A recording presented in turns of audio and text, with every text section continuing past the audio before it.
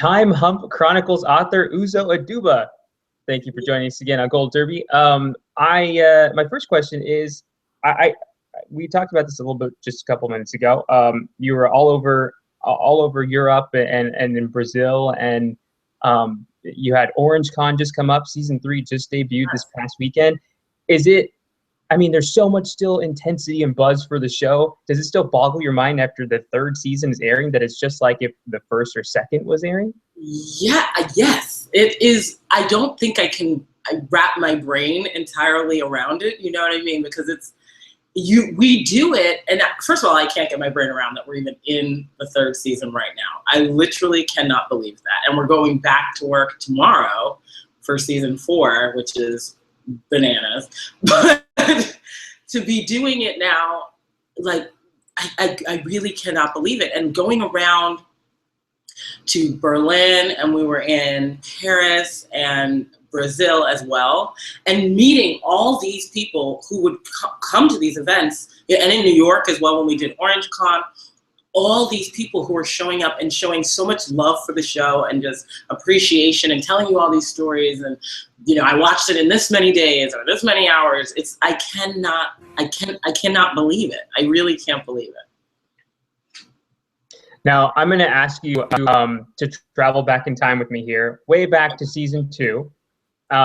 Since that's the one that's under Emmy consideration. I'm sure it feels like forever ago though. But in season 2, you became a series regular after being a guest star in the 1st season, and we learned a lot about Suzanne's backstory. How special was it for you to be able to tell her story completely? Oh, it was incredibly special and also very useful. I felt like being able to find a bridge from that first entry point for meeting her parents. We met her parents in a very specific and unique environment at that visit. And we never really, that was a load of information that came to us when we saw her parents and thinking, oh my gosh, this is where she comes from. And then to have the opportunity to explore the rest, the lead up to that exposure was really exciting, because then you really got to understand where she comes from and how, some of the parts that make up this woman and how she arrived at being sort of the complex individual that she is. And it helped to explain to me why she's always been in pursuit of love so desperately, her need for finding a place to belong, a place or a person to belong to, because her entire life has been an other. She's always been other. And it kind of pieced together to me a piece of who Suzanne is for me, in that way that, oh, this is someone who is longing to plant her roots down. Now, in that 1st season, as you mentioned, you were a guest star, and you kind of created Suzanne yourself in that 1st season. And then this past season, as we just mentioned, you got to explore her backstory, and you got to see how she was treated as a younger girl in the episode "Hugs Can Be Deceiving," which was kind of your backstory. And was when you were watching that and watching the younger version of Suzanne being played out as just Uzo yourself, and I know how much you care about Suzanne, as the actress and as the character, but was it hard for you to kind of see like that the birthday scene in the way that she was just kind of outcast personally? Oh yes, I mean, I really do. I really truly care for her as though she could be sitting right next to us, like she would be sitting right here. And it certainly wasn't made any easier by those 2 little girls who were so beautiful, Elisa and Eden, such sweet, sweet girls, particularly that scene with Eden at the birthday party.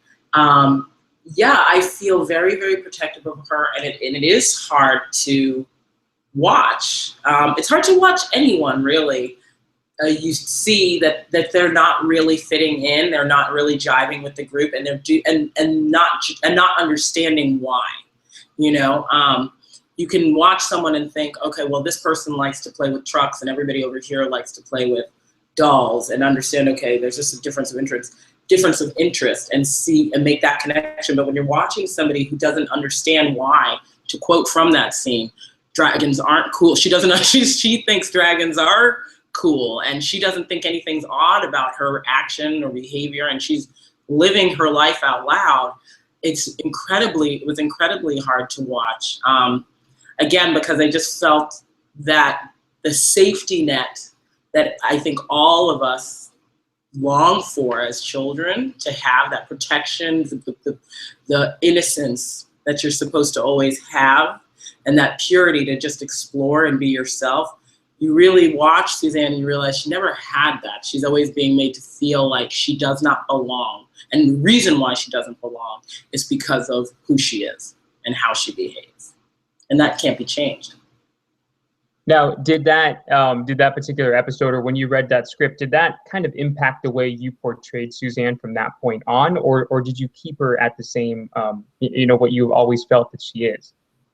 I think internally it helped to change her. It helped and affected how I saw her relate to V throughout the seasons, and it made me have a different relationship to all of the ghetto dorm girls. So because I knew her love interest now she'd gone from an intimate love interest to now like a maternal love interest. I wanted to focus all of that mother-daughter energy. I wanted to play that out, that dynamic out, and the faithfulness and the loyalty as much as I could throughout the season. I knew that I wanted all my focus to be entirely on that relationship, that devotion, and devoted was my motivation for that season. Desperately and entirely devoted. Now, how speaking of V, the Critics' Choice recent winner, Lorraine Toussaint, in season 2, how great was it to be able to bounce that mother-daughter relationship with her? Because she's a very respected actress in her own right, and then she comes in and makes a huge impact on the show. Was it just great to play opposite her? Absolutely. Like, period, end of story. Absolutely. She is amazing, both as an actor and as a human being. Just a beautiful spirit, fun to work with, fun to play with. I find it so exciting to do work when you feel like the ball never drops. Almost like, I don't even want to say volleyball, almost like beach balls, when you think of those big like flotation and you play those games as a kid and you really don't want it to fall to the ground and it's drifting, and it could, but it's exciting when somebody's able to take that dive and just pop it back up. That's when it's the most exciting and the work feels thrilling to do, and it constantly felt like that working with her. It was the ball would be pushed up and she would pass it, and you would want to jump and pass it as well, pass it back to her. And we developed a shorthand and a vocabulary where it almost became energetic after a certain point. We didn't even need so much to discuss. We energetically could feel what the other was doing. Now, also going even more in depth with that mother-daughter relationship that V and Suzanne had, from Suzanne's perspective, it did seem like that, but from a viewer's perspective, we could see kind of the conniving, what was about to happen to Suzanne within V's perspective. You knew what was going to happen because you also got the scripts. Going into at all, was it tough to play this season, this character, knowing that she was just so innocent and so blind to everything, but then having to, make her seem to have the illusion that everything was going just great, even though she was kind of getting screwed over by V. Yeah, that wasn't awesome. I did not. I'm just gonna be honest. It was hard, it felt a lot like, having a girlfriend who has a guy she's seeing that isn't good for her. And there's nothing you can do to really stop it. You can advise to all you want, but if she wants to see him, she's gonna see him. And you have to just watch it play out. And your job instead, it goes from advisor, you said, maybe you shouldn't see that guy, you know, now you have to watch it play out, and your job is to just be a support. That's what it felt like with Suzanne. I'm reading the script. Uzo, I'm a person. I'm like, don't go in that hallway. You know, like it's like watching a movie and be like, don't go down those stairs. You know, like, this is not going to end well for this person. But my job then becomes to take truly all of myself out of the experience, because then it's not Suzanne who's alive, then it's Uzo that's in this story, right? And that's not the story that's been written. The story that's been written is Suzanne's story. Just because it's not my choice doesn't mean that that is not the choice, because that is the choice she is going to make. And I actually had to kind of find space where and make the decision at points where, does she really not know, or does she not want to know? And I think for me, what I decided, I think she does not want to know, because Suzanne is actually very much aware of how people perceive her. She's always taking everything in, you know, whether it's a quick comment about someone needing jalapenos and she picks it up, or being aware that people call her outside of her name, to, you know, endless things, to picking up on someone mistreating her and addressing it immediately. She's very much aware of the world and the things that are happening around her. I think in this particular case, and when she's dealing with love, she gets clouded, and she will turn that blind eye, even if it comes at her own expense. And I think in this case, that's what she was doing. And I had to allow for that to happen, even though I knew this was not going to end out well for her. I didn't know what wasn't going to end well, but I just knew it was not going to end well. Now, Suzanne did have a lot of difficult situations she was put into the second season, and kind of went through them with this childlike innocence. But it seemed that, at least from my perspective and a viewer's perspective, the hardest scene to watch, I think, with Suzanne wasn't anything to have to do with B, but it was that one scene where she beat up on Poussey. I know how much you care for your cast and for Suzanne and for all the other characters. Was that one of, or the most difficult scene for you to film last season?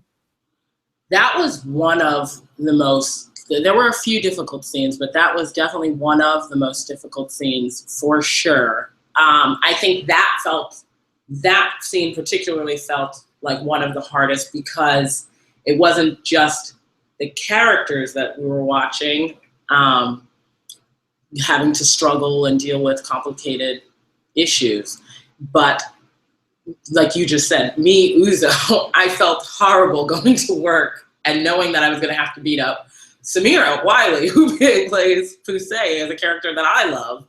And I was sad for that, you know, and yeah, that was a very, very challenging day. And, you know, I love Poussey. That character is played brilliantly by Samira Wiley, who's phenomenal. And that day was just very trying on both of our spirits. I just remember, you know, we're very chatty at work traditionally. And that day was a really quiet day at work. There wasn't a lot of talking back and forth between takes. And normally between takes, you know, we'll just be talking about whatever, you know, blah, blah, blah, whatever, and then come back and do the work. And that was a day where we were sit down on the bench and it was silent, just near silent, and just she and I, Samir sitting here, me sitting here, and we were just breathing together, really, and just kind of taking in what we knew was what was happening, and going in through that experience and not knowing if these two characters, how this will resolve, because, you know, we don't know what the future holds for any of these women in Litchfield, and feeling kind of this expression of, we might never get to speak to each other again. You know, this might be irreparable damage. So yeah, that was a hard day. That was a hard day. Now, how do you then, after the whole season, how do you, as Uzo, kind of shake all of that, the emotional roller coaster that you had in season 2? How do you shake that off? I mean, do you take trips? Do you go visit family? What do you do to get out of Suzanne? That's a great question. I take walks. I believe in safety as actors. I think there's a safe space you're supposed to go back to once you've left a character, and leaving that character at home, being, a responsible actor in that way. So I normally, when I'm done working on a day at set, I usually take a walk, because Suzanne is very open. Her spirit is very large, and it leans out this way, and it's very wide. Her space. She takes in everything, and I'm a person of the world, and so I have to go back out into the world, and I cannot go out into the world like this, and I'll be taking in. I live in New York City. I'll be taking in everything, and so I have to take a walk to just make sure I put all of her stuff away. It's very important to me. I don't want to bring any of her problems and any of her, shouldering and baggage into my house. So I really take a long walk to really say goodbye to her. And on days like this day when we were shooting, the fight scene with Poussey, I often imagine Suzanne as being almost like a doll. You put her on a shelf, and then sometimes you have to put her on a higher shelf to make sure that she doesn't come back down. That's what I try and do. Or even like a trunk where all the stuff gets pulled out, and just being sure to put all of those parts back in. And that's done through walking and meditation. Well, I'm sure what also helps kind of get out of that mindset is this crazy award season that you've had over the past 12 months. I mean, I think it was 12 months ago we may have had our first, or at least second chat after the Critics' Choice. You won the Critics' Choice. You won the Emmy for Guest Actress in a Comedy Series. You were nominated for Golden Globe. And then you won the Screen Actors Guild Award. And you had mentioned to us previously how, in a previous chat, how the day that you got Orange was also the day that you had considered quitting acting altogether. And you mentioned that again in your SAG speech. Looking back on that day to standing up on that stage, given an award by your acting peers, was that one of the greatest moments that you've had in your personal life? Absolutely. I can say with confidence, yes. I don't even know if there's a word that completely covers how much I love to act, how much I love art, how much I love to watch people be storytellers. I don't really think a word exists. And that day was incredibly special because, what you just said, they are your fellow actors. These are people who know what the beginning felt like to do this. The journey, not the moment of the end, but the beginning, what it felt like to start that very first day at that first audition, that first agent, that first job for no money, that first job in a black box, that first job, they know the road. And to be recognized in that way is just very humbling and overwhelming, to say the least. And I just felt very grateful because I just love it. I don't know what else to say other than I just love it. I love it, and I was very thankful to be recognized. Yeah, and it was quite a feat. I mean, it's not often that a supporting player wins the SAG for comedy actress or any comedy category, because they mold the supporting and the lead into just a total of 5 or 6 nominees, and there were some powerhouses in there, but I mean, I thought you were going to win. I told everybody you were going to win. And then what about right after that? Your cast won. All 40 women went up on stage, and that night must have just been crazy happy. That was the awesomest part. That was the most amazing part. To be really honest, part. Like, I mean, that was great. Mine was great too. But what was really amazing was, because first of all, when you saw everybody up on stage, there were, I think they said 40 of us. Yeah. Who got up on stage. It's that depth was unbelievable. And you realize, why we say it all the time when we talk about our show. It is a group effort. Like, you really did feel that when you're just watching person after person, from myself to Danielle to Samira to Natasha Leone to Selene to Dasha to Laverne to Matt. You're watching all these people come up on stage, to Tamara, who plays the weeping woman, to Lynn Tucci, who plays Anita. You're watching everybody, because everybody puts their soul into this. Every single person has put all of themselves into that experience, and we feel that Team Orange, not Oregon, that Team Orange love. It just felt, my heart was so full, like just so full with it. I was like, yes, I felt so proud. Now, all those awards we did just go over, we're all in the comedy series category. And this year at the Emmys, Orange is competing in the drama category. Yes. Is that a weird shift for you to make, or did it seem like it was Orange could go either way, a drama or comedy to you?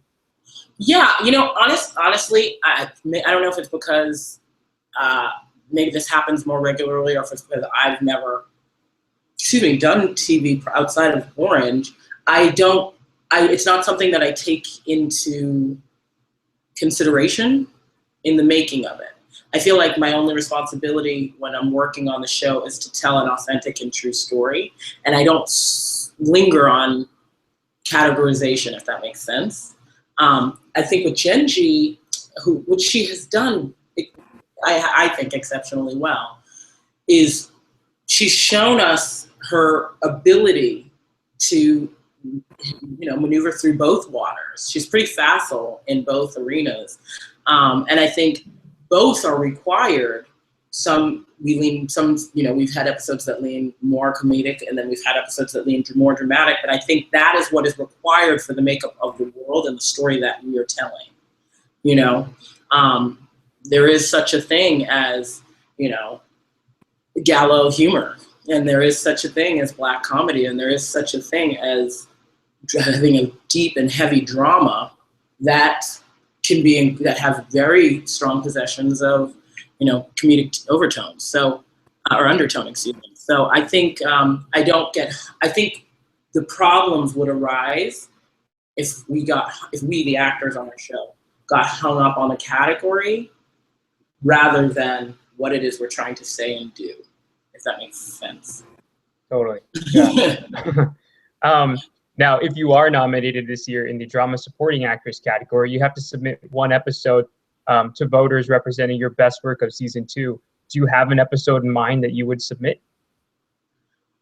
I think what we're thinking is the submission for the finale, the final episode from season 2. Don't scare everybody now, Uzo. Don't scare everyone. Final season. The final episode from season 2.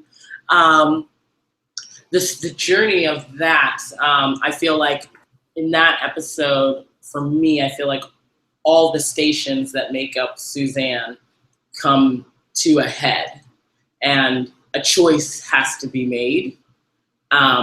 And someone will lose in the making of that choice. Whether she chooses to act on V's wish, she will lose. If not, V will lose. And what sort of comes out, is born out of that, and what she feels from that. Because we've watched her the entire way move further away from her best interest. And I just thought that episode was there was a clash there. We got to see a collision of who Suzanne is and what has been done to her. All right. Well, now we're going to move on to some fun questions, some fan questions. No more heavy hitters. Sorry about that. But I'm a fan, so I want to ask this question. How was the Boston Marathon for you? I know you just completed it and for a great cause. And how was it finishing that and being part of it? Amazing. It really was amazing. Tough. So hard. I ran New York. And it was funny because I ran the New York Marathon fall of 2013. And that was the first time I'd ever run a marathon. So that was hard, but I finished and I was like, "Ooh, that was hard." But a couple days later, I thought I could do that again, right? Boston, I thought I got it. Like I don't ever need to do Boston again without without reason. It was so hard, but let me tell you something. I've never felt ever in my life, ever, period, as physically challenged, emotionally challenged, or mentally challenged as I did at that race, specifically for the last mile, because you run all the first 18 miles, are just the first 18 miles. Then right there, Heartbreak Hill, which is a notorious hill, is 3 miles long from mile 18 to mile 21. And then you're still asked to complete the next 5.2 miles. And you get through those last 5.2 miles. And I never in my life imagined that at mile 25, I would be so mentally, emotionally, and physically fatigued that I would start thinking to myself, I think I have to stop. I ran 25 miles. And at 25, I was like, I think I might have to stop. And then everything started going through my mind of why I was doing this, who I was running for, why I must complete this, what short a distance was left of, some 25.2 miles behind me. I had to finish. And I know without a doubt that is the reason why I completed it. It was tough, but I would do. My sister and brothers want to do it now, and now they're talking about running Boston, and I'm like, okay, I'll do it if you guys. I guess I'll do it again. Speaking of physicality, another one is, do you ever hurt yourself when you hit yourself in scenes, the crazy eye scenes? No. No, I don't. No, let me think. No, I've never hurt myself before. No, but I am going for it, but it's never hurt. It's never hurt. You kind of alluded to tomorrow you start filming season 4. Season 1, you had a pie that you were able to throw, and this last season, I guess many have already seen it, because the potato has come up. Is there a particular item that you're hoping to throw next season? In season 4? In season 4? How about myself? No, I don't know. I just hurl myself across the table this time. I don't know. And we'll end on this one. What was your favorite scene to film in season 3? My favorite scene to film on season 3. I will say my favorite scene to film, no spoilers, was probably the finale. Those last 10 minutes, if you know what I'm talking about, that involve water. It was my favorite because I'd never done anything like that. And I'd never done anything like that. And I mean, really, truly, this goes back to having such an amazing group. When we shot that, everybody was so game. And it could have gone a completely different way if people had a different spirit in our cast. But everybody has an amazing spirit, and everybody was ready to literally jump in. And that was amazing. That was amazing.